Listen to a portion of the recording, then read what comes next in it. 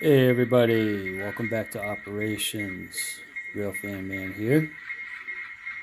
And today we have, if you didn't already see it in the title, Gardner Turn, District Number 2. There we are leaving the yard.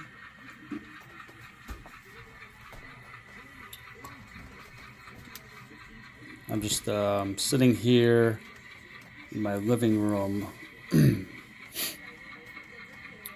narrating this. Some mindless TV on, a little bit of Mike and Molly on TV land. I'm an old fart. Saturday afternoon, February 17th. And I'm also working on a new track design plan on any rail. Thinking about changing the track design, or well, not changing the track. Well, yeah, changing the track design and switching subdivisions, going from Connecticut River to the CSX Berkshire subdivision. I wish to say that I didn't really have to adjust any of the track on the layout now, but I'm going to have to because, well, one of the main things I want to do is, you can see my car cards right there. So here we are, we're coming into Gardner, Mass. We'll talk more about operations. We're going to stop. Our dispatch is going to throw the switch.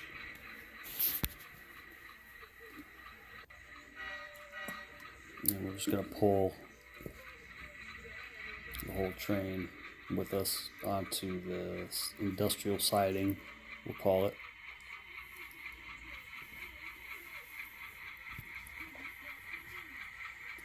So first we're going to be doing our pickups at Boyle's Transfer and Heritage Furniture.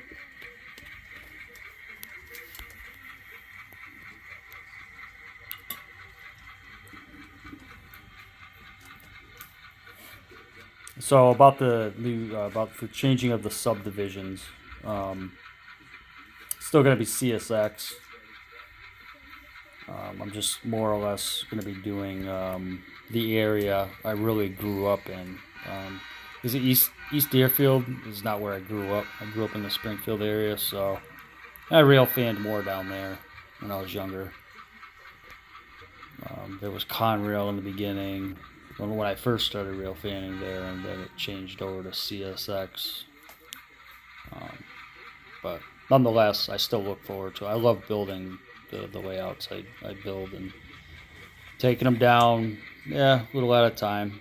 This is just going to be a piece by piece. I'm not taking the whole thing down. The room's way too small for that.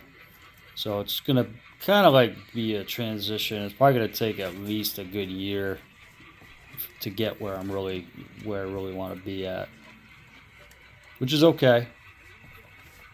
And I'll still try and squeeze some operation videos in, and of course updates, and I'll discuss more about it during my update. But there's a section where the doorway is that it's a duck under, and quite frankly I'm kind of sick and tired of ducking under it all the time. So I thought about making a lift gate or a swing gate, but I think what I'm gonna do is there's gonna be some kind of gate of some sort that's gonna be removed or be able to be removed, so that myself and Rail 80 2020 can just walk right in if I'm not operating, and walk out without having to duck under and constantly bang our heads and our backs. And it's also it'll be visitor friendly, so I'm kind of thinking ahead of the game too with having some people over at some point in the near future. So we picked up our cars at Boyle's Transfer, and now we're picking up cars at Heritage Furniture. The 60-foot BNSF boxcar is a respot that will be going into door number 2.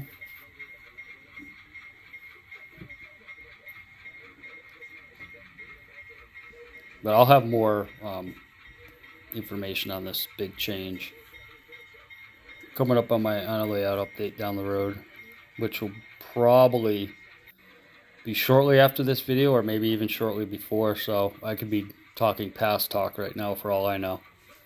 Depends on where I'm at with this track planning, because I'm still in the planning stages. I haven't taken anything down. Or have I taken something down? Good question. As of right now, I haven't taken anything down, so we'll see. So we dropped the rail box, or the T-box, off, and now we're back in the BNSF up. We're just going to, if I remember correctly, we're just going to drop it off right across the road, uncouple, so we can get to, I think it's the Golden West, or the Cotton Belt boxcar.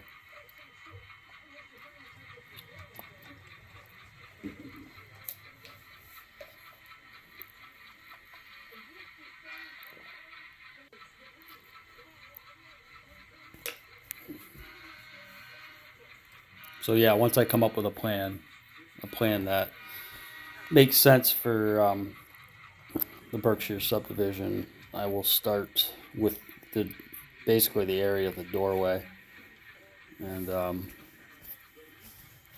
kind of work my way around. I'm going to try and do a little bit more modular sections, as this is going to be like a continuation when Reality 2020 and I buy our house. So I want to maybe be able to use the sections again. And if not, that's not a big issue.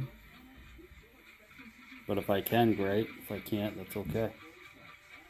Like I said, I don't mind building layouts. I actually get enjoyment of planning them and building them and seeing them come to life. So, but with the business and everything, it's like, I don't know how quickly I'm going to be able to build it.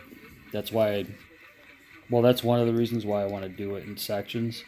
So this way I still can operate trains, here and there, and work on the new layout, or, or just work on the layout and maybe run a train once a month. I don't know. We'll see. Gonna take it a day at a time. But anyways, more of that on an update. So now we're shoving those 2 boxcars back to Heritage Furniture. Then we're going to be spotting the Conrail boxcar and I believe Boston, Maine, one of the Boston and Maine boxcars at Boyle's Transfer.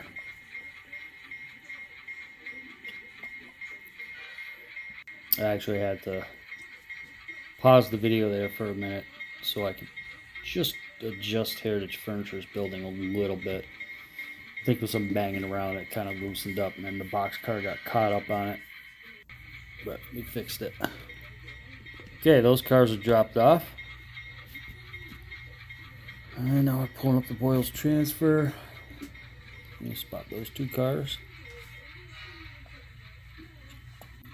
And then we're going to pull forward, I believe, uncouple our cars.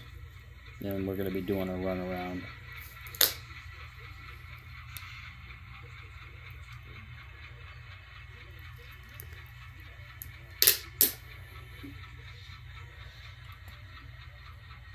I think by the time I post this video,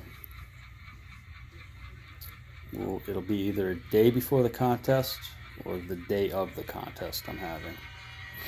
So good luck to everybody who entered. There we go. Crossing Avenue A.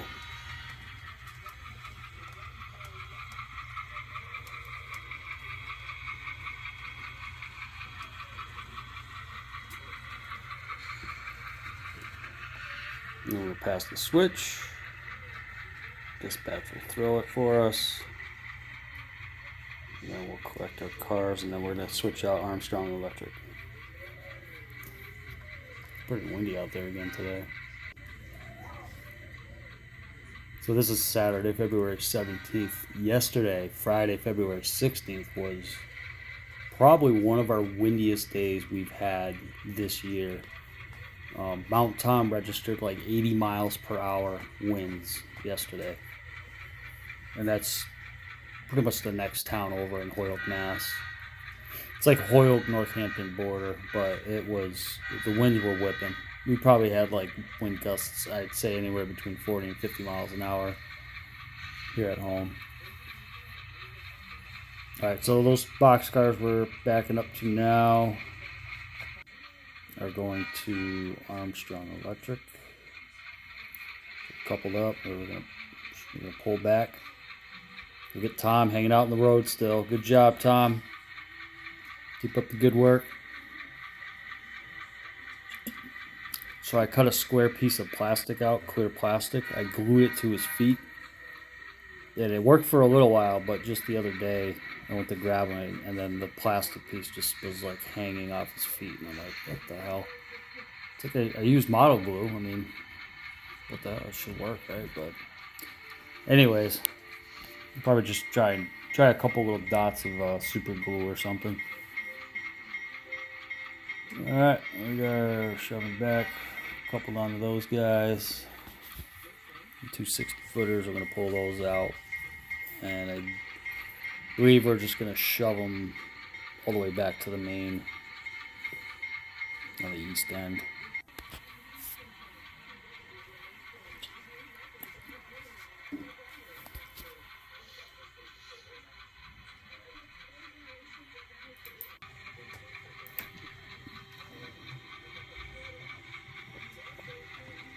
Beautiful.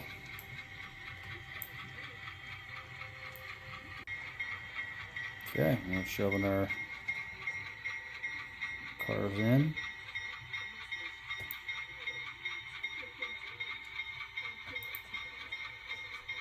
Alright, good job.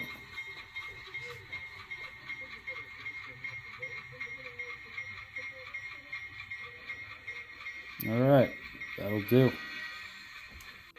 A couple. Pick up our other two box cars.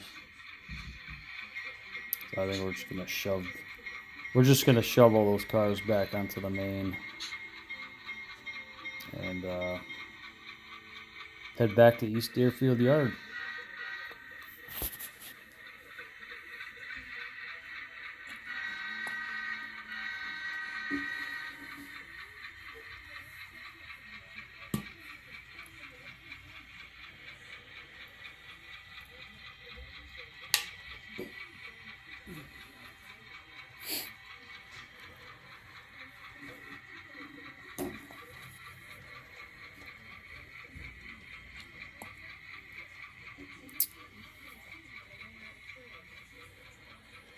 All right.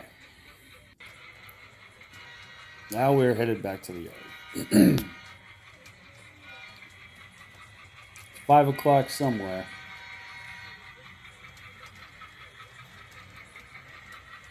Beautiful.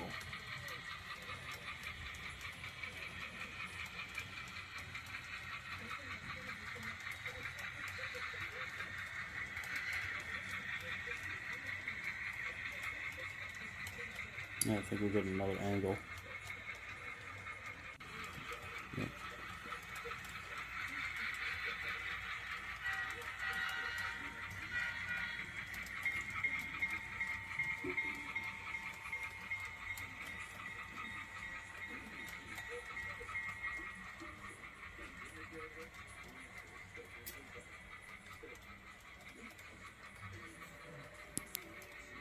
All right.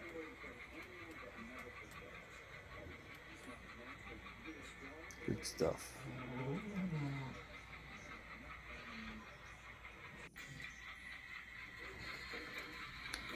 Okay, pulling through the tunnel, hitting the crossover to get on to the arrival departure track. Passing the yard office. A bunch of shenanigans going on over there, maybe, I don't know.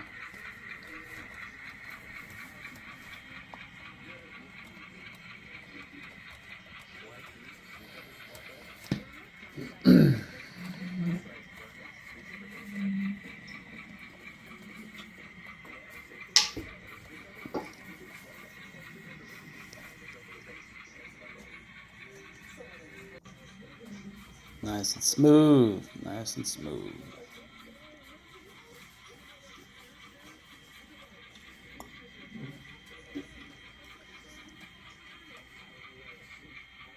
That made central G unit there, the GP40-2L, is going to be used for the District 3 operations, Deerfield turn.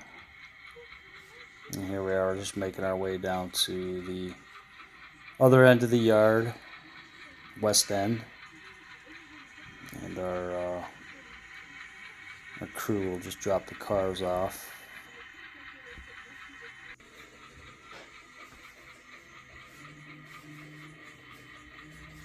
And then they'll go fuel up, and then probably head to the shop just to get a checkup. It's an older locomotive, so. All right, everybody, hope you enjoyed. Take care, stay safe, happy modeling. Real fan.